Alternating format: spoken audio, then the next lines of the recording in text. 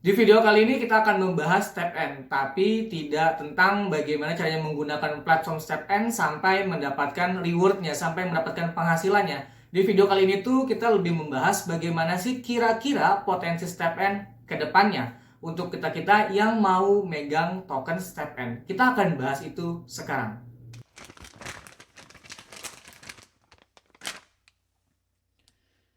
Apa itu Step N? Step N mengklaim dirinya sebagai gaya hidup Web3 dengan elemen GameFi dan juga SocialFi.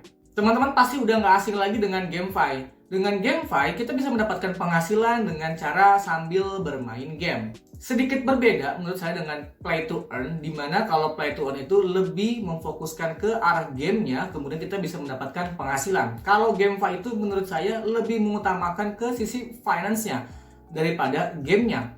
Karena rata-rata ataupun juga mayoritas GameFi itu maininnya cukup mudah, cukup klik-klik aja. Seperti di Biswap, teman-teman bisa tonton video sini, saya ngebahas tentang Biswap, terutama tentang GameFi-nya. Kalau GameFi intinya tuh rata-rata sifatnya Oracle dan juga hanya klik-klik aja. Kalau Play to Earn menurut saya kita benar-benar mainin sebuah gamenya. Contohnya itu kayak di sini, saya ngebahas tentang Maze of Dollar-nya yang sebentar lagi akan launching mainnetnya versi 2-nya. Di situ saya ngebahas waktu dia masih versi 1. Nah, teman-teman bisa tonton aja, bisa bedain dulu antara GameFi dan juga Play to Earn. Walaupun sebenarnya banyak orang menyamakannya, menurut saya tetap berbeda. Kalau Play to Earn itu lebih ke arah gamenya, kalau GameFi itu lebih ke arah pendapatannya ataupun rewardnya atau juga sisi finance-nya.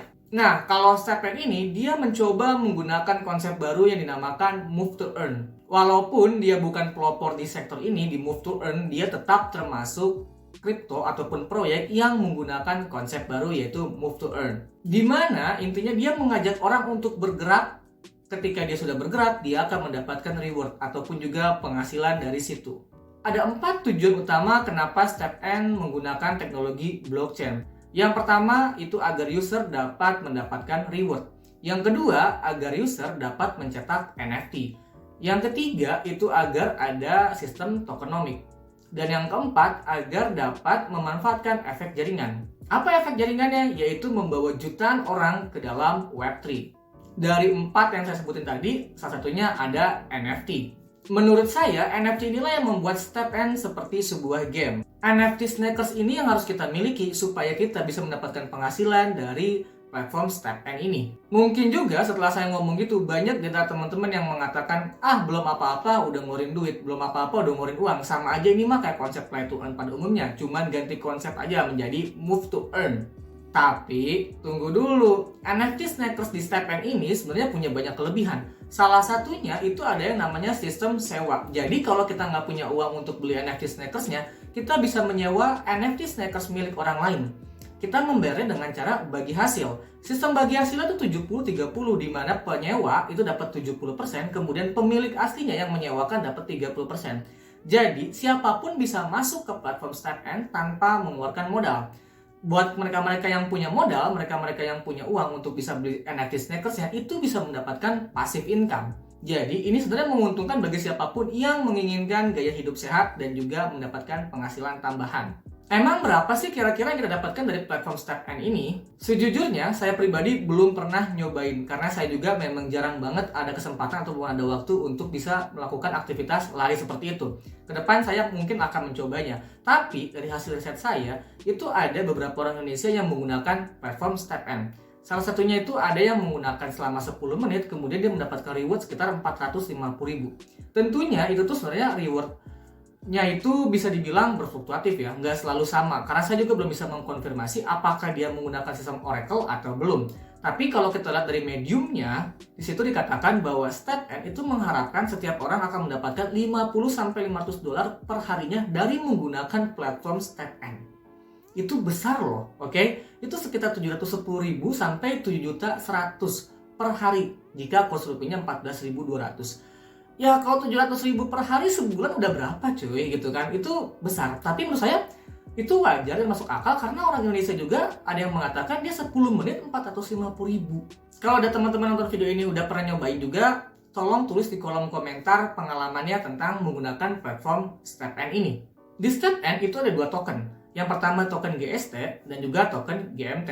Kalau token GST-nya itu bisa dibilang sebagai token in-game ataupun juga token utilitas ataupun juga untuk gampangnya kalau mau dibayangin sebagai token yang dicetak ketika kita berlari, yang diminting terus-terusan ketika kita sedang menggunakan platform StepN. Artinya, GST ini sifatnya inflasi atau tidak ada batas supply-nya.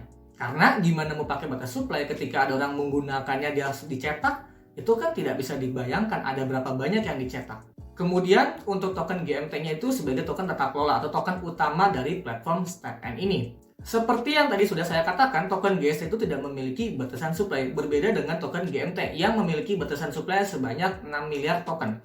Walaupun begitu, token GST tetap terkontrol supply-nya, tidak banyak banget, tidak semrawut, tidak membuat harganya jatuh. Kenapa? Karena ada banyak mekanisme pembakaran di dalamnya. Sedangkan untuk token GMT, menurut saya dia sifatnya deflasi. Kenapa? Karena token GMT udah dia punya supply terbatas, dia juga ada pembakarannya, ada mekanisme pembakarannya. Jadi menurut saya dia sifatnya deflasi. Kemudian untuk token distribusi dan vestingnya, teman-teman bisa baca aja di websitenya. Karena kalau dijelasin di sini akan terlalu panjang videonya, atau mungkin saya tampilin di sini tapi nggak saya jelasin aja ya.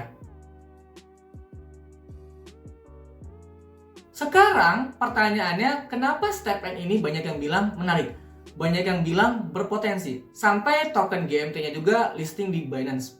Jadi gini, move to earn, konsep yang digunakan oleh StepN ini dipercaya lebih bisa mengatasi bear market, terutama ketika crypto winter, ketika kripto itu harganya segitu-gitu aja, stagnan bahkan cenderung turun. Nah, StepN dengan konsep move to earn ini dipercaya lebih bisa mengatasi hal-hal seperti itu. Kenapa? Karena gini, platform StepN itu lebih banyak digunakan oleh komunitas pelari atau orang-orang yang cinta berlari. Nah, mereka-mereka, teman-teman kita dari komunitas pelari, kemudian juga komunitas yang suka jogging, atau orang-orang yang suka melakukan dua hal itu, sebenarnya tidak terlalu peduli dengan kripto. Kenapa?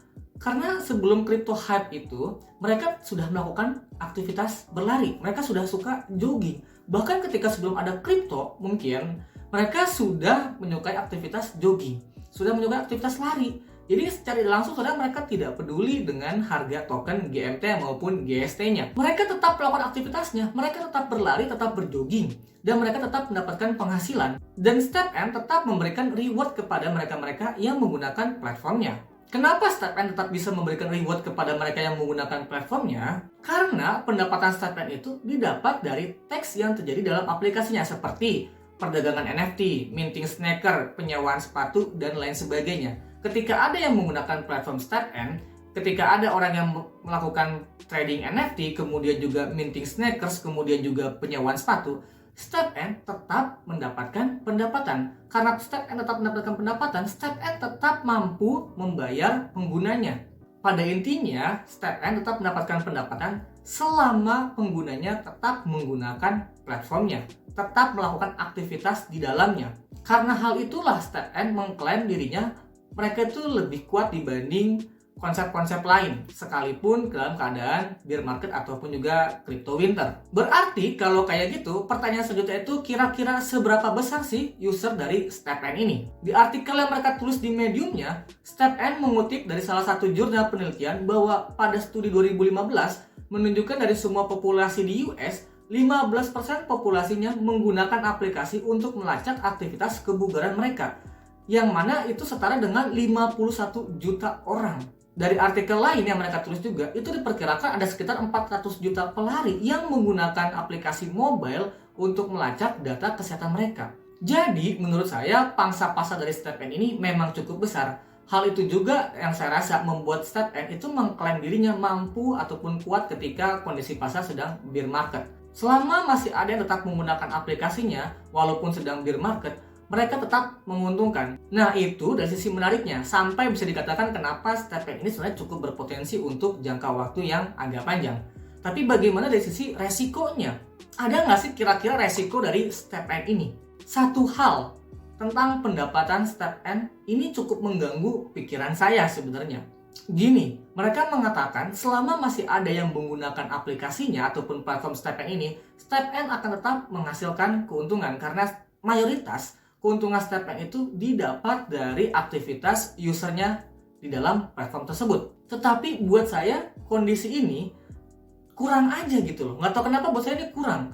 Karena mungkin background saya itu di bisnis ya, jadi saya merasa kok kayak kurang ya, kok kayak nggak ada sesuatu yang lebih. Sebenarnya di awal-awal saya riset StepN ini sempat sangat berharap bahwa StepN ini juga melakukan carbon trading, mendapatkan pemasukan dari konsep carbon trading atau menjual kredit karbonnya ke mereka-mereka atau perusahaan yang membutuhkan kredit karbon. Ketika saya riset, ternyata mereka tidak melakukan carbon trading. Sorry, saya ralat. Mereka melakukan carbon trading, tapi mereka tidak menjual kredit karbon. Malah mereka membeli kredit karbon. Tidak ada yang salah dengan hal itu. Itu bagus sebenarnya. Itu sesuatu yang bagus, membantu mengurangi emisi atau mengurangi karbon yang ada di dunia ini supaya bumi ini bisa lebih bersahabat. Tapi yang jadi masalah buat saya, kok saya nggak nemu mekanisme pendapatan lain dari StepN. Ditambah lagi, saya menemukan artikel dari cryptomode.com yang intinya dari mana uangnya berasal. Apakah itu mampu membuat StepN memiliki proyek yang berkelanjutan? Ketika saya menemukan artikel itu, saya cukup senang gitu. Cukup senang kenapa? Ternyata ada juga yang berpikiran seperti saya. Ada juga yang berpikiran kayaknya ini kurang gitu, kurang untuk mendapatkan pemasukan. Kita nggak tahu ya ke depannya seperti apa, karena namanya proyek kan dia terus berkembang. Mungkin aja ada nanti sumber-sumber lain untuk StepN mendapatkan pendapatan. Dan untungnya StepN itu sudah listing di Binance. Kita tahu untuk listing di Binance itu susah. Dia itu banyak syaratnya, banyak peraturannya. Harus jelas banget gitu si proyeknya. Walaupun gitu dia gratis. Nah untungnya dia sudah listing di Binance, jadi saya juga agak enak gitu untuk nyampeinnya ke teman-teman untuk nge-reviewnya sekarang. Terus juga pada tanggal 20 Januari kemarin, StepN itu mendapatkan pendanaan sebesar 5 juta US dollar. Karena itu juga saya rasa venture capital besar tidak akan asal-asalan memberikan pendanaan untuk StepN. Karena itu juga seharusnya StepN itu memang sudah cukup dipercaya bahwa dia memiliki proyek yang berkelanjutan ke depannya. Kalau saya kali bilang kayak tadi gitu, kayak saya sedikit agak mengganggu terutama tentang pendapatannya, itu karena keterbatasan pemikiran saya aja. Toh buktinya banyak venture capital yang menyuntikkan dananya di proyek StepN ini. Nah sekarang kita akan membahas kenapa sih StepN kok bisa meledak banget, bisa hype banget, bisa sampai naik sekitar 31.000% dalam kurun waktu kurang lebih 1 bulan ini. Alasan pertama kenapa dia bisa sampai segitu hype-nya, karena konsep baru. Move to earn itu termasuk konsep baru. Sama seperti ketika konsep play to earn di awal-awal, konsep move to earn ini di awal-awal juga meledak. Ya, jadi seperti itu. Kedua, baru-baru ini StepN membagikan karya seni yang berisi logo tersembunyi dari merek-merek populer seperti Adidas, Nike, Asics, Head, dan bahkan Binance. Karena hal-hal itulah, StepN itu meledak. Oke? Di satu sisi mungkin banyak orang berpikir, oke, ini sesuatu yang bagus, move to earn. Mengajak orang untuk melakukan hal bagus untuk dirinya, untuk kesehatannya. Kemudian orang itu akan mendapatkan penghasilan. Kita dari tadi udah bahas nih, dari konsep StepN-nya. Kemudian juga dari konsep move to earn-nya. Kemudian juga kira-kira gimana sih potensi StepN ke depannya. Kemudian juga kita udah bahas kira-kira apa sih resiko dari StepN. Sampai kenapa dia bisa pump gila-gilaan sampai sekitar 31.000%. Kita udah bahas itu semua. Satu yang harus selalu teman-teman ingat, video YouTube ini bukan tentang ajakan membeli. Tapi video YouTube ini, video yang saya buat ini untuk membantu teman-teman melakukan riset sendiri, riset mandiri. Semoga video ini bisa bermanfaat. Semoga kita bisa lebih gampang cuan ke depannya. Thanks for watching.